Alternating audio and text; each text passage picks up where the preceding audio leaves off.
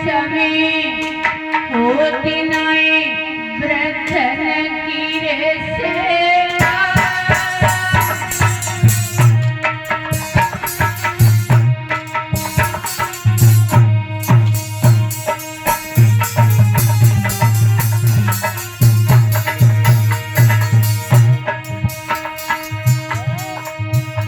और एक बाप के 10 लड़का कोई पानी नहीं देगा। भैया एक बाप के 10 लड़का कोई पानी नहीं देगा।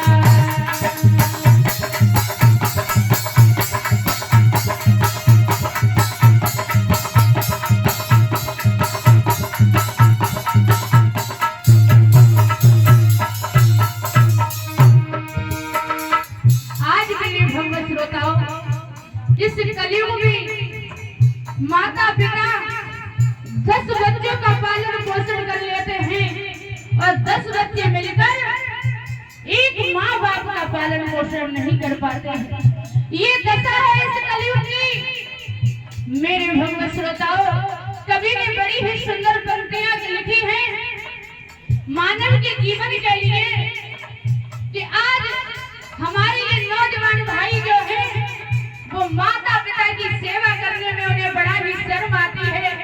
लेकिन हमारे भाइयों, याद रखना, अगर तुमने माता पिता की सेवा नहीं की तो तुम चाहे कितने भी मंदिर जाओ, कितने भी तीर्थ यात्रा पर जाओ, कितने भी काशी हरिद्वार कहीं भी जाओ, तुम्हें परमात्मा का दर्शन नहीं होगा। क्योंकि भगवान स्वयं कहते हैं कि जहाँ तुम्हारे माता पिता हैं वहाँ हम स्वयं विराजमान रहते हैं। सबसे पहले तो तुम्हारे माता पिता ही घर के तुम्हारे देवता हैं। अगर तुम्हारे माँ बाप खुश हैं तो मैं तो पहले ही प्रसन्न हूँ, मैं तो पहले ही खुश हूँ।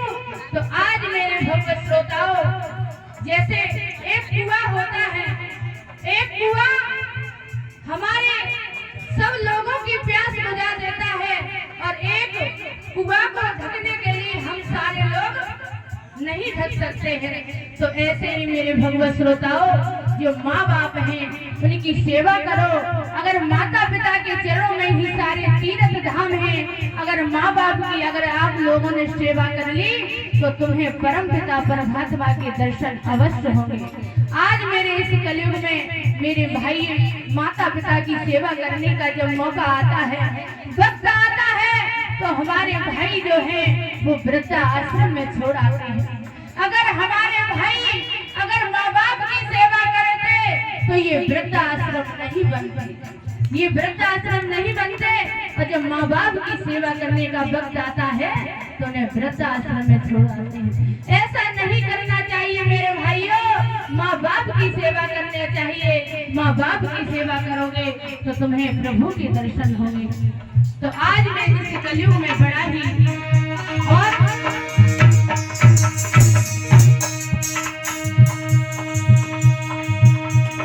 अरे होती नहीं ब्रथन की रे सेवा। और एक बाप के 10 लड़का कोई पानी नहीं देगा।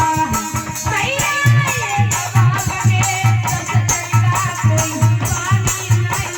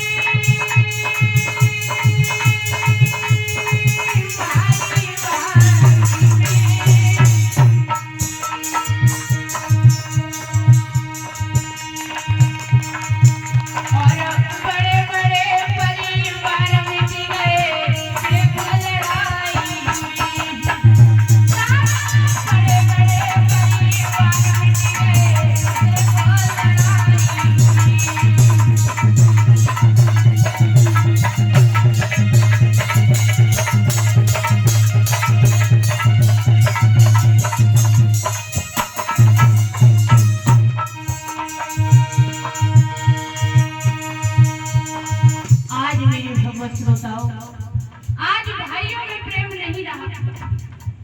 आज हमारे भाई में झगड़ा होने लगा। हमारे भाई जो है थोड़े थोड़े हिस्से के पीछे भाई का कत्ल कर देते हैं। लेकिन याद रखना मेरे भगवत श्रोताओं, एक माँ के आंगन में जब बैठकर भाई एक ही थाली में भोजन करते थे, आज उन भाइयों को पता नहीं क्या हो गया है कि भाई के दुश्मन बने बैठे हैं। और ऐसा नहीं होना चाहिए। अगर हिस्से में अगर भाई ने अगर ज्यादा ले लिया तो तुम्हारे भाई पर तो ही चला गया, किसी पड़ोसी पे तो नहीं गया। लेकिन हमारे भाई जो है वो सोचते नहीं है।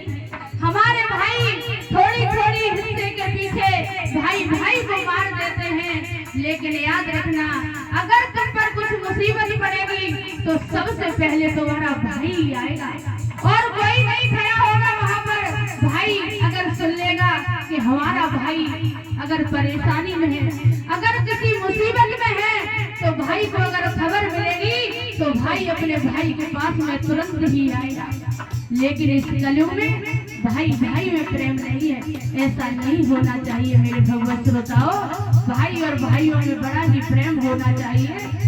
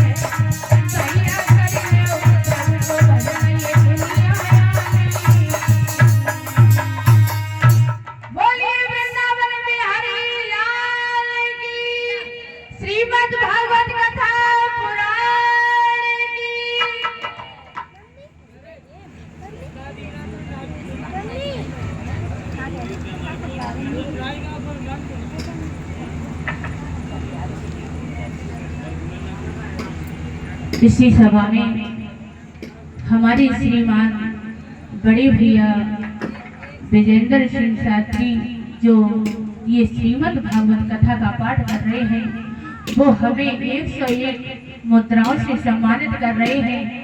हम तो उन्हें क्या आशीर्वाद दें, बड़े लोगों से हम तो आशीर्वाद लेना चाहते हैं कि ऐसे ही हमारे भैया का आशीर्वाद हमेशा हमारे मस्तक पर चमकता रहे और ऐसे ही हम धर्म के आगे हाथ बढ़ाते रहें।